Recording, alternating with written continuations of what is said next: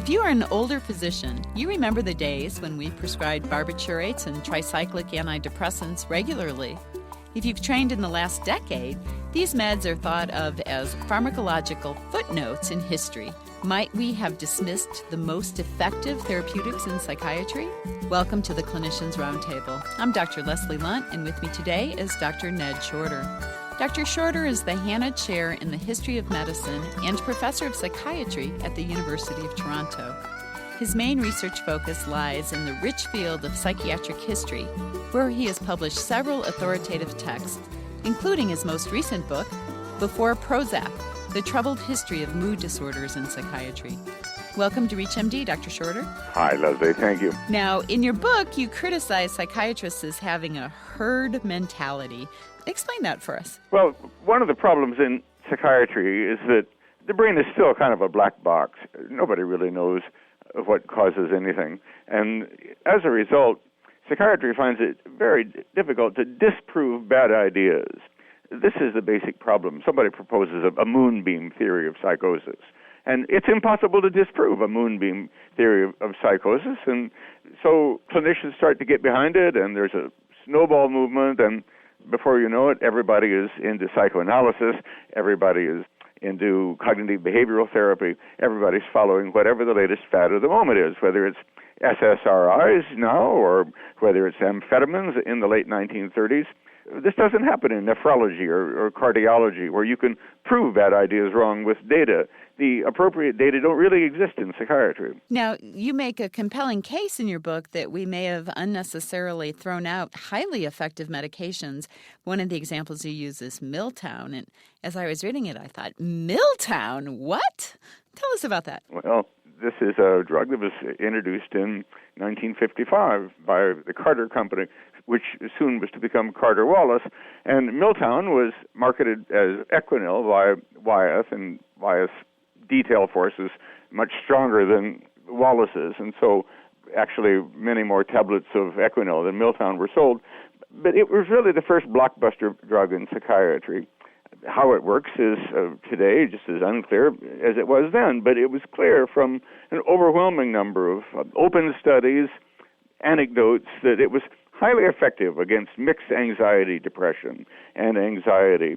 And it was discarded only when the FDA really got up a false alarm about it being addictive. It's not any more addictive than any other drug that's effective against mixed anxiety, depression. And so it vanished from the radar with the loss of what was probably really quite an effective agent. Certainly more effective than the SSRIs, but we'll never know that because nobody will ever do an RCT, a randomly controlled trial, putting Miltown against Prozac or whatever the current agent is, simply because Miltown would probably win. And this would be a disaster for the company that funded the trial. So one of the problems is that we no longer have independent government agencies funding drug trials. The only drug trials are funded by the drug companies. And they would never, ever put their precious agent of the moment up against any off-patent compound that might well beat it. And the FDA doesn't require them to, right? No, it doesn't. The FDA insists only that drugs be tested against placebo and not against the most effective agent that's already on the market.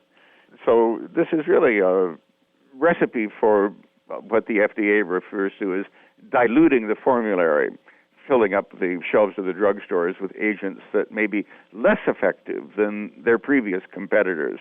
But this doesn't seem to bother them because they go right on and continue to do it. You've also suggested that we prematurely abandoned the original antidepressants like the MAO inhibitors and tricyclics. Why is that? Well, there have been several generations of antidepressant agents that have now been forgotten. The first generation of effective antidepressants, effective for non-melancholic depression, were the amphetamines, which came out in the late 1930s. And the most effective antidepressant among the amphetamines is, guess what, methamphetamine, which today is responsible for so much damage on the streets. But clinically, it was quite effective as an antidepressant. And the other amphetamines are still on the market. Meth, of course, is gone, but they aren't indicated for depression anymore. In your depressed elderly patients, for example, amphetamine might well be the agent of choice. It's just that the Drug Enforcement Administration frowns terribly upon physicians who prescribe amphetamine for any other than very narrow indications. And so that's one generation of antidepressants that we've lost sight of. In the early 1950s, a couple of generations of new antidepressant drugs came along. The MAOIs, the monoamine oxidase inhibitors, appeared on the market in the early 1950s, and they had considerable success as antidepressants for more serious melancholic depression. They've been lost sight of entirely now for that indication. In 1957, the first of the tricyclics, imipramine, hit the market, licensed in the U.S. in 1959. The tricyclics remain probably the most single effective psychopharmaceutical agent for melancholic depression, and yet they are rarely prescribed except by older and experienced psychiatrists. Many younger clinicians today simply wouldn't prescribe TCAs because they are under the erroneous belief that they carry an overwhelming burden of unacceptable side effects and that the SSRIs are really much more tolerable.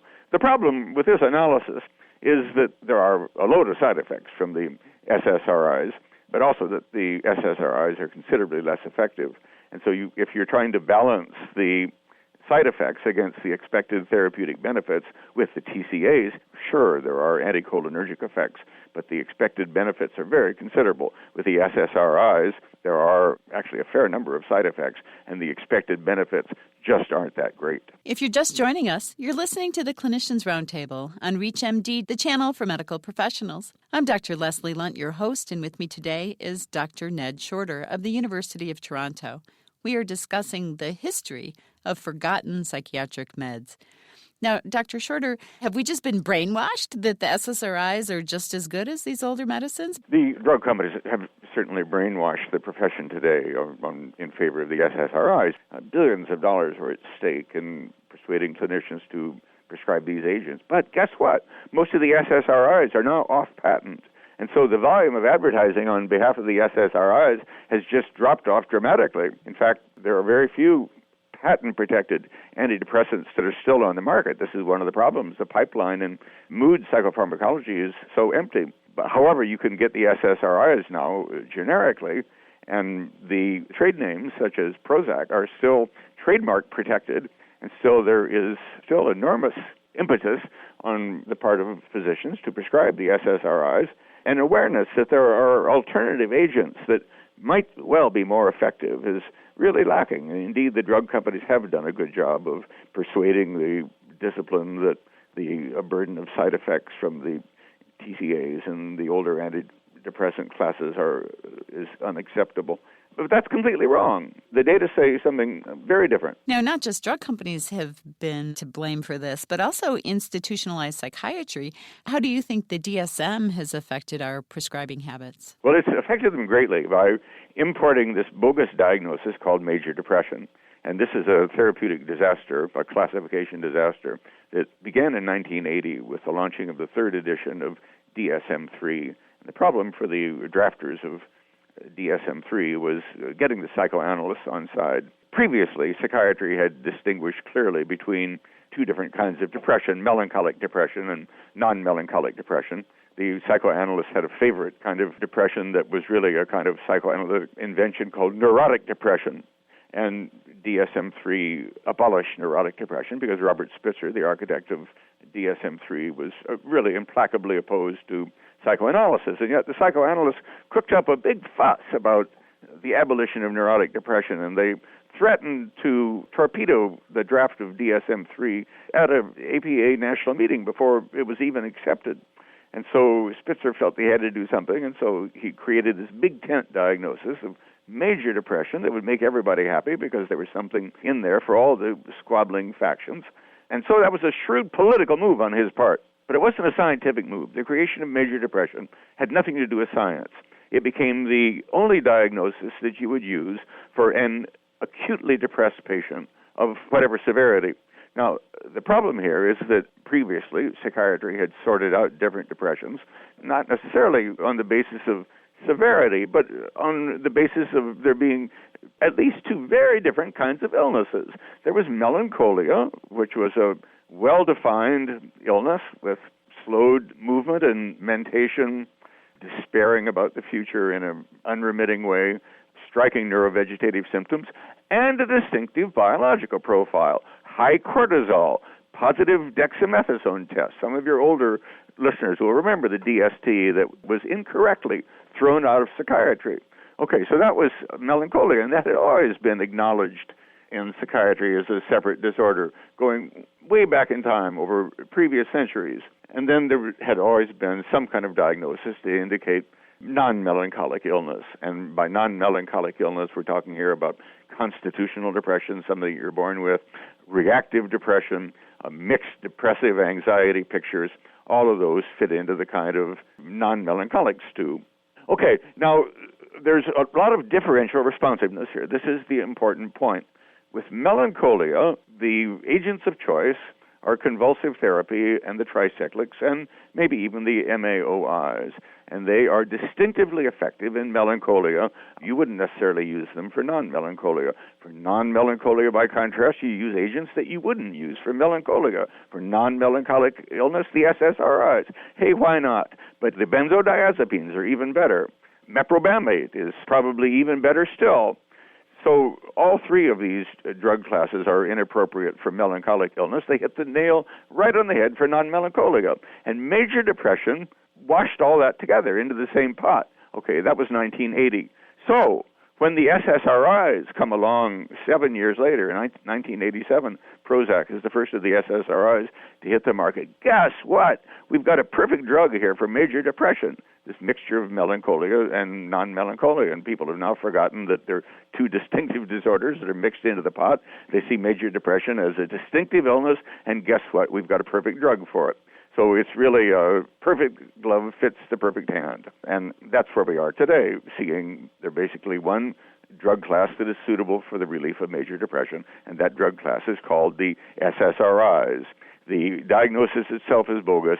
The SSRIs tend to be ineffective in depressive illness of any kind, although actually fairly effective for anxiety and obsessive-compulsive disorder. Well, as usual, Dr. Shorter, you've taught us a lot that history can inform us from our treatment decisions of today. Well, it's nice of you to say that, Leslie. Thank you for being on our show. Pleasure talking with you. We've been speaking with Dr. Edward Shorter, the author of Before Prozac, The Troubled History of Mood Disorders in Psychiatry, about the changing landscape of psychiatric medications over the last 50 years. I'm Dr. Leslie Lundt. You're listening to ReachMD.com on XM 160, the channel for medical professionals. Please visit our website at ReachMD.com, which features our entire library through on-demand podcasts. Or you can give us a ring toll-free with your comments and suggestions at 888-639-6157. Again, that's 888-639-6157. Thank you for listening.